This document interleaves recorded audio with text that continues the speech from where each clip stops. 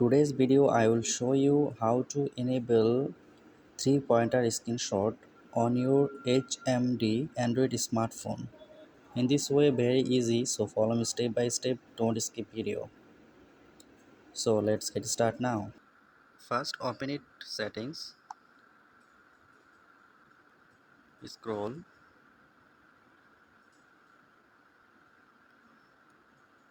and press on system,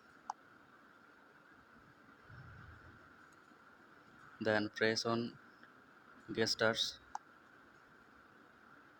then press on 3-pointer screenshot, then turn on 3-pointer screenshot.